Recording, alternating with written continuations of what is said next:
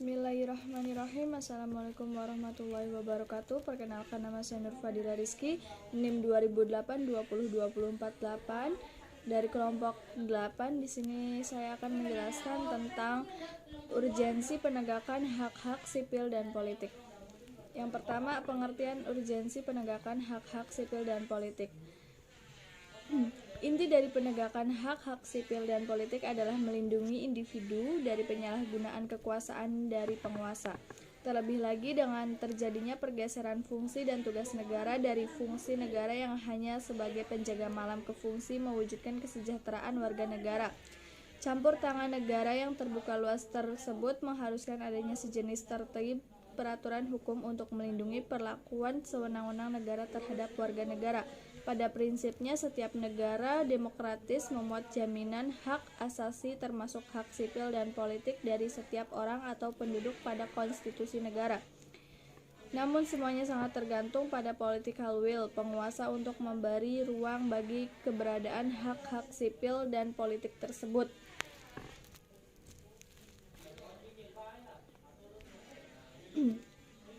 Entry point-nya terjadi pada awal abad ke-13 di Inggris, yang pada waktu itu terjadi perlawanan para bangsawan terhadap tindakan sewenang-wenang Raja John sehingga memaksa putra Raja Henry I itu mengeluarkan perjanjian yang dikenal dengan Magna Carta. 1215, peristiwa yang terjadi di padang rumput pinggiran Sungai Thames tersebut akhirnya menjadi inspirasi dasar bagi perjuangan kebebasan manusia di berbagai negara lainnya seperti Deklarasi Kemerdekaan Amerika 1776 dan Deklarasi HAM dan Hak Warga Negara Prancis pada 1789. Dengan terwujudnya DUHAM 10 Desember 1948 memberikan peluang bagi perjuangan hak-hak sipil dan politik secara universal. Langkah awal dilakukan dengan membentuk Komisi HAM tahun 1952 bagi penyusunan kovenan sipil dan politik yang mengacu ke pasal 1 sampai 22 DUHAM. Negara-negara yang telah meratifikasi kovenan ini terkait pada mekanisme pengawasan yang dilakukan oleh Komite HAM atau Human Rights Committee. Komite ini diatur secara khusus dalam bagian tersendiri kovenan yang meliputi pasal 28 hingga 45. Tugas komite menyangkut 3 hal. Yang pertama, mengkaji laporan dari berbagai negara yang telah meratifikasi kovenan tersebut. Kemudian laporan ini memuat langkah-langkah yang telah ditempuh oleh negara yang bersangkutan dalam perlindungan hak sipil dan politik serta kemajuan yang dicapai dalam pemenuhan hak-hak tersebut. Kedua, menerima, mempertimbangkan dan menengahi demokrasi Vol 4 nomor 1 tahun 2005. Keluhan dari satu anggota mengenai anggota lain yang dinilai melanggar berbagai ketentuan dalam kovenan tersebut. Ketiga, menerima, mempertimbangkan serta menengahi keluhan dari warga negara suatu negara yang merasa dilanggar haknya.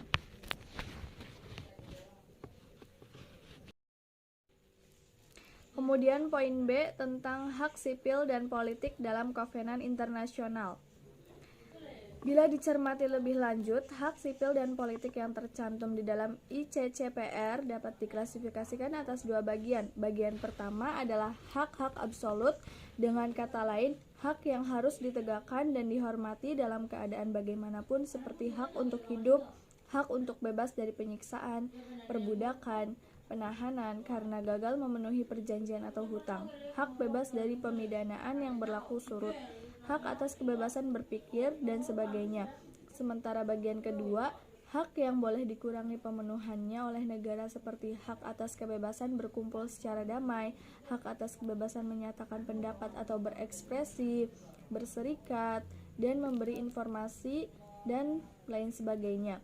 Di sisi lain, secara empiris terdapat beberapa indikator penjelas tentang keberadaan hak sipil dan politik dalam suatu negara. Yang pertama, terdapat partisipasi politik yang tinggi baik secara kualitas maupun kuantitas, terdapat kebebasan individu yang berbeda pendapat, kebebasan pers dan hak untuk memperoleh informasi. Yang keempat, terjaminnya hak untuk berorganisasi dan menyampaikan pendapat. Yang kelima, hak untuk beroposisi. Yang keenam, terdapatnya penegakan hak petisi berdemonstrasi. Beberapa indikator tersebut menjadi masukan bagi lembaga pengawas atau Komite HAM dalam memberikan pertimbangan terhadap laporan-laporan yang masuk dari negara-negara yang meratifikasi maupun dari faktor politik lainnya. Faktor yang menentukan poin C, faktor-faktor yang menentukan tegaknya hak sipil dan politik dalam suatu negara. Yang pertama adalah karakteristik suatu rezim demokratis atau tidaknya suatu rezim merupakan salah satu faktor penentu tegaknya hak sipil dan politik negara. Pemahaman demokrasi secara mendasar adalah persamaan dan kebebasan serta adanya kontrol yang efektif dari masyarakat terhadap kekuasaan. Nilai dasar demokrasi ini pada hakikatnya paralel bagi penegakan hak-hak sipil dan politik. Di negara yang demokratis, hak sipil dan politik mendapat perlindungan yang paling kuat. Kemudian, yang kedua, pernyataan hak sipil dan politik pada konstitusi dan turunannya. Narduli menyebutkan bahwa persyarat sebuah konstitusi yang dianggap baik yaitu memberdayakan sekaligus membatasi kekuasaan pemerintah, menggambarkan atau merumuskan kontrak sosial yang berlaku dalam hubungan antara masyarakat dengan negara, dan yang ketiga, menyediakan ruang publik yang memadai. Yang keempat, mekanisme kontrol bagi penyalahgunaan kekuasaan. Kemudian yang ketiga, budaya politik masyarakat. Budaya politik masyarakat yang memberi peluang untuk tumbuh kembangnya kehidupan demokratis adalah budaya politik partisipan. Budaya politik ini adalah suatu bentuk kultur di mana anggota masyarakat cenderung diorientasikan secara eksplisit terhadap sistem sebagai keseluruhan dan demikian juga struktur serta proses politik. Kemudian poin keempat ada aura politik internasional tentang HAM. Penegakan HAM juga dipengaruhi oleh penerimaan suatu negara terhadap cara pandang politik internasional tentang HAM. Terdapat dua cara pandang, universalisme dan relativisme kultural. Kemudian negara yang melihat HAM melalui cara pandang universal berpandangan bahwa pelaksanaan HAM tidak dipengaruhi oleh perbedaan negara, ideologi, tingkat kemajuan ekonomi, etnisitas, agama, kultur, dan sebagainya. Cara pandang ini dianut oleh negara-negara barat. Kemudian cara pandang relativisme kultural yang banyak dianut oleh bangsa timur beranggapan bahwa pelaksanaan HAM sangat bergantung oleh perbedaan kultural antar bangsa. Dalam prakteknya, kedua cara pandang ini mengandung bias politik dan ideologi. Kemudian materi selanjutnya akan dilanjutkan oleh Saudari Vina Alfiani. Pada Saudari Vina Alfiani dipersilakan. Assalamualaikum warahmatullahi wabarakatuh. Perkenalkan, nama saya Vina Alfiani, nomor induk 2008202037. Di sini saya akan memaparkan poin 2 dan 3. Poin 2, hukum pidana Islam dan prinsip-prinsip dasar. 1. Landasan hukum pidana Islam. Ketentuan hukum pidana Islam disyaratkan dalam dua sumber utama doktrin Islam, yaitu Al-Quran dan Hadis. Terdapat sekitar 30 ayat Al-Quran terkait dengan masalah hukum pidana. Ayat-ayat ini membebaskan jenis-jenis hukum kejahatan, hukum spesifik terhadapnya, dan beberapa aturan pembuktian agar hukuman bisa dilaksanakan. Ayat-ayat ini menjadi tujuan dan prinsip-prinsip dasar bagi kategori pertama hukum pidana Islam, itu hudud. 2. Ruang lingkup hukum pidana Islam. Ada 3 kategori tindak pidana dan hukuman dalam hukum pidana Islam. Hudud adalah kejahatan terhadap hak Allah Subhanahu wa taala yang menghukumnya telah ditentukan dalam Al-Quran dan Hadis. Ketiga, ketelitian konsep hukum pidana Islam dan tujuannya. Melihat jenis-jenis hukuman di atas, fuqaha klasik dan kontemporer tidak menampik kekerasannya hukuman dalam hudud. Menurut mereka, hal ini bisa dipahami dari hudud, yaitu untuk memberi efek jera pada pelaku lain agar tidak melakukan kejahatan yang sama di lain waktu. Poin 3. Kompatibilitas hukum pidana Islam dengan hak-hak sipil dalam ICCPR dan CAT.